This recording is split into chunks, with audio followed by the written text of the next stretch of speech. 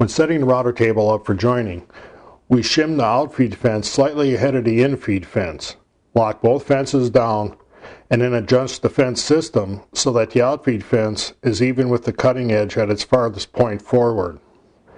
You can see that with the straight edge flush on the outfeed fence, just touching the bit, there's about a 1/16 to a 32nd inch gap between the straight edge and the infeed fence. And that's exactly what we want. When setting bit height, we want to make sure that the bearing is isolated from the wood. We're using the fence as the guide, not the bearing. We want to make sure that the cutting edge is fully engaged with the wood. We want to see a little bit of the cutter above the wood yet. When we make the cut, we bring the wood in flush on the infeed fence, let the bit start cutting the wood. As the bit cuts a flat spot, that flat spot will slide out onto the outfeed fence. As we develop enough of a flat spot out here, we transfer pressure to that side and focus on having the board follow the outfeed fence and dragging the rest of the board through the bit. That'll continue the flat spot here and joint the edge.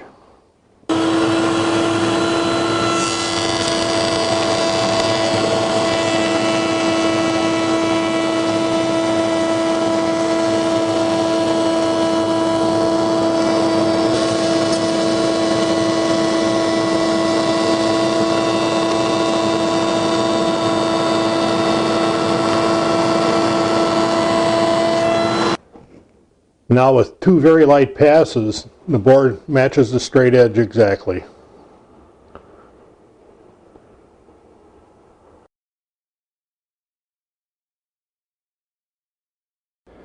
For joining with a handheld router, we've got a piece of clean MDF with a nice straight flat edge clamped below the edge of the piece to be jointed.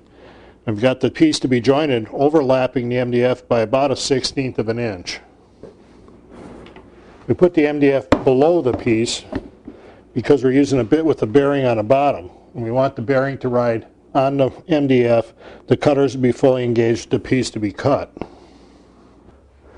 To make the cut, we're going to start the router and just engage the MDF, keep it flat on the board to be jointed, and just slowly move it along the surface and let the bit do the cutting.